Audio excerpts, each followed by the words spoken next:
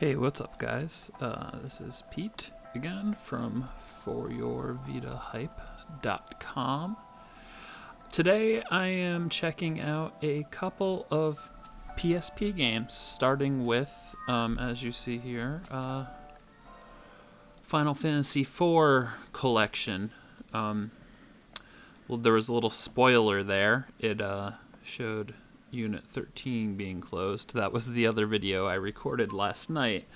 I recorded both of these last night with my tripod and my camera, as I usually do, but I did it with the lights off, and I don't think that the quality is all that great, so I probably will not do it that way in the future. I mean, it looks fine once things are going, but as you see, every time the screen goes dark and then it comes back, well, it's intended there, but the screen gets really bright for a second, and I don't really like the way that looks. But, you know, I'm figuring all this out as we go. You know, like I've said in a previous video, I've been writing for years. The video thing's kind of new to me, so you'll have to bear with me on that. There's me trying to touch her boob. But PSP games don't have touch. Though, if you want to see the settings and mess with the settings, you hold down the screen and these settings come up. Bilinear filtering in general makes things look better. Some games look better without it. And then at the bottom it said PSP color space. It's because the Vita screen and the Vita in general is way more colorful than the PSP was. If you don't like having your game be more colorful, you can use the PSP color space, and that kind of mutes the colors. Here's me looking at... I never understood this about Square's games. It's not just Square's games, but they all of Square's games have it where it says data install, even when it is the digital version. It's just weird. Anyway... So, here I am. I'm only like 20 minutes into the game. I haven't played this very much. I saved right outside that dungeon because that's the next thing I had to do. But what I wanted to do here... yeah, that's me trying to show the detail and not working. What I wanted to do here was actually go back to the first castle because I was really impressed when I fired this game up by like how high resolution all of the drawings were. So here's a typical battle. For people who complained about the beginning of Final Fantasy 13 being like LOL auto attack to win, that's how all Final Fantasy games are, guys. Like I just was mashing the X button that whole time and just attacking whatever guy. You know, it's not until later in the games that you have to strategize. Though Final Fantasy 13 probably took a little bit too long for that to happen. So anyway, yeah, so I tried to get back to this castle so you could see how good all of that looked, but those motherfuckers wouldn't let me in. So I went in the side area, which doesn't look quite as good, but it looks pretty decent. As you can see, obviously this looks better than Final Fantasy IV did back in the day. It is a nice... up-res, and it looks great on the Vita screen. You know, my camera doesn't do it justice. It's unfortunate that you can't capture Vita video directly, but I think you can get a general idea. I mean, especially if you've seen the Vita screen, like all of these colors just pop right off the screen in real life, as opposed to my crappy camera recording at night. I actually tried to select a guy there and missed, so that's what I get for not just mashing the X button. It's funny, these early guys are so easy that evidently I can kill all four of them before one of them gets a chance to take a swing at me. I do plan on playing through this game. I've actually never played Final Fantasy IV.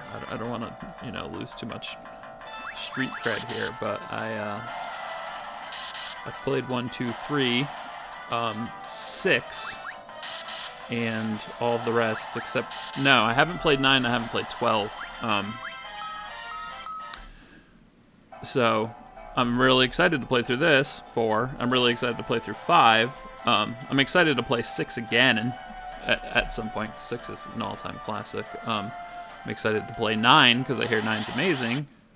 And there's no plans for 12 right now. They're working on 10 HD currently, but I would assume that 12 is going to be after that, and then I'll play that then. I'll let the music go for a second, because that's the jam. So I just wanted to show a little bit of the dungeon. I don't think I go very far. There's a cool little sort of fog effect, but it's the same old. Got my preemptive strike. I do think I do a special move here. Yeah, I love jump, because you would think that they just jump at him. Instead, they just fly away for a little while, and then they come back. Where's that guy go? He went really high. One thing I've never really understood about JRPGs is why do they swing their swords from so far away? Would it really be so hard to just move the sprite over and have the sword swing be somewhat close to the guy? I mean, I know we're dealing with less powerful systems, but I think it could have handled that. And this isn't the only game that does that. They all kind of do. It always just seems sort of silly to me in old JRPGs. Anyway, so that was my look at Final Fantasy IV complete. Now I'm gonna hop out and look at Legend of Heroes: Trails in the Sky, also affectionately known as Tits. I have heard such wonderful things about this game, and it is starting to grow on me. I'm still really early in it. The clock, which it will come up in a second when I load the game, says that I'm 2 hours into it. I swear I've sat down with this game. I don't know what I was just doing with my thumb there. I swear I've sat down with this game for at least 4 or 5 hours. But how clocks sometimes they only record when you're hitting a button or something. Maybe that's happening. I don't know. Or maybe I'm just overestimating. But anyway, so according to my save, I'm 2 hours into the game. The first hour of the game is very slow, and I don't know that I like the characters, or the chick here, where you can't see it yet because the screen, this looks amazing on the Vita screen. This is the camera's really just doing a terrible job of portraying that. The main character kind of reminds me of Dee Dee from Dexter's Laboratory, the very hyper older sister, except somehow she's even more obnoxious, and so she bugs me. The boy that's following her is much more sort of quiet, and that's cool. So this is me just wandering around the countryside. I'm kind of lost right now. I'm supposed to be on some quest, and I think I went the wrong way. I ended up back at my house. So I'm heading back to town right now. I'm trying to find out where to go, and I'm going to go the wrong way a couple times. As you see here, everything's modeled in 3D, except for the characters, I believe, are sprites, but or maybe they just are meant to look like sprites, but everything else is modeled in 3D, and you can swing the camera around. This is me realizing that this isn't the way to go, because that's where you get on the airship, and I don't think I want to get on the airship yet. So then I go out this way, and then I'm going to hang a right, and that's going to be the wrong way also. But at least you get a good look at this town. It's a gorgeous game. I mean, I have a bunch of digital PSP games, and a lot of them, they all look better on the Vita screen. But most of them still look like PSP games. This game in particular, and even Final Fantasy IV, almost look like they were made for the Vita. I mean, I know they're not pushing as many polygons or whatever, but just the way that the colors and everything pop. So anyway, so here's the first fight. If you haven't played this game, the thing that's neat about this game is it has a little bit of a strategy RPG vibe to it, because positioning matters. It's not just like you saw in Final Fantasy IV, where you're on the right, the guys are on the left, and you fight. You have to move. If somebody is too many steps away for you to swing at, you can't hit them. So I think that's really neat, and that actually adds quite a bit to the battles. Um, it adds a little bit of strategy RPG without the problem with strategy RPGs. I love strategy RPGs, but the problem with them is that each battle takes too long. So this still plays out quickly, like a typical JRPG.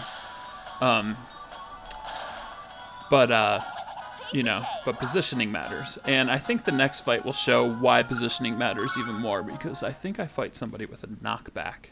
And it also, you'll see on the left side of the screen, you see the picture of the kid, and so he's the one up, and then below him, the upper left, you see the redheaded girl, who's me. So it tells you like who gets to go when, so you can sort of plan your moves knowing who's going to get what. And then sometimes there'll be special things over there too, like it will be planned that someone's going to get a critical strike. And if you see that it's an enemy, you can try to guard against it, or there's moves where you can move up that list. But yeah, as you just saw there, also, I mean, well, I'm doing magic with the chick. But you saw that the kid up there, he got knocked back. And he doesn't really have any ranged attacks yet, so him getting knocked away from the guys means he can't do anything. So I just used his ability to speed up the chick so she gets more moves. Because it's just going to be too much of a pain with him back there. But, it was an easy fight anyway, so I won easily. And I hope that this is the road for me to go on my quest. I believe it is. I think, yeah, this is where I save out. So, this game is growing on me. I think once I get into this next group of quests, I am now outside of, like, the opening 2 hours of tutorial, and of story setup and tutorial. I mean, that is the main knock I have on JRPGs, is that they take way too long to fire up. So I'm hoping that game starts to grow on me. Now I'm just flipping around my screen for reasons I don't really understand. Well, anyway, check out the site, and thanks for watching. Bye.